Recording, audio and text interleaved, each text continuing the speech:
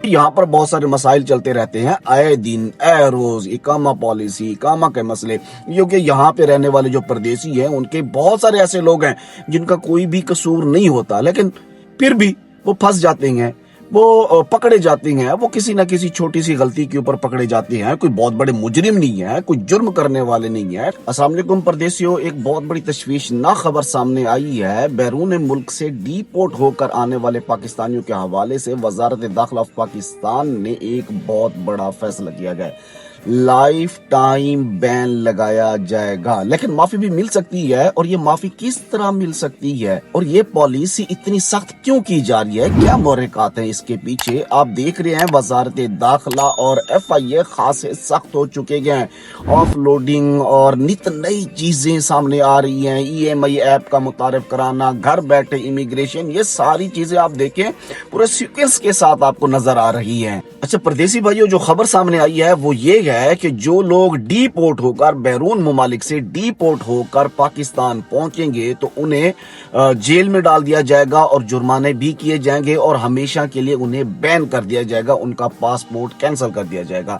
इस खबर में सच्चाई जरूर है, लेकिन ये खबर उन लोगों के लिए है जो लोग यूरोप, अमेरिका डिंकी लगा कर गए हैं। अब उनका बचने का कौन सा रास्ता होगा, क्योंकि साथ में ये भी है कि उनको माफी भी मिल सकती है। आखिर किस सूरत में माफी मिल सकती है? जो लोग डंकी लगा कर गए यूरोप, अमेरिका, इटली, कहीं भी जाकर रुक गए, रह गए, फिर वहां पर पकड़े गए, डिपोर्ट हुए, डिपोर्ट होके जब वो पाकिस्तान एयरपोर्ट के ऊपर पहुंचे तो एयरपोर्ट के ऊपर उन्हें उसी वक्त गिरफ्तार कर लिया जाएगा, उनको पकड़ लिया जाएगा, उनको जेल कर दिया जाएगा।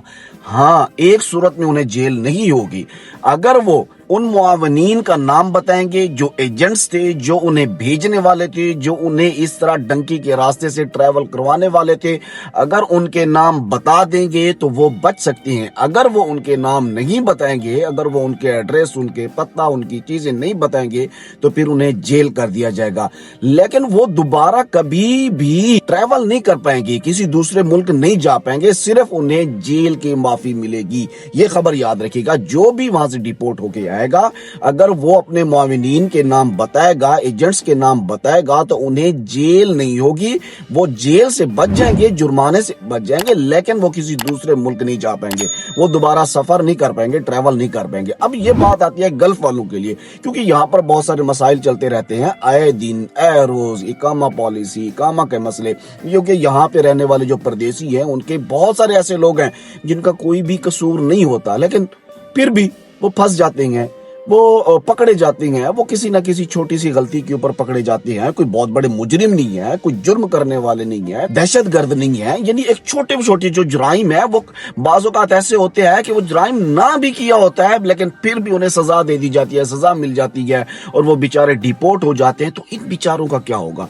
तो इनके खिलाफ कोई कार्रवाई नहीं की जाएगी, क्योंकि ये कोई जुर्म करके तो नहीं, ये एक लीगल तरीके से यहाँ पर पहुंचे थे और उसके बाद फिर ये जो उमरा पर आया और वो यहाँ पर आके छुप गया, जो विजिट वीजा के ऊपर आया और वो यहाँ पर आके छुप गया, क्योंकि जब आप वापस जाएंगे तो आपका रिकॉर्ड तो सामने आ जाएगा कि ये किस तरह से गया था।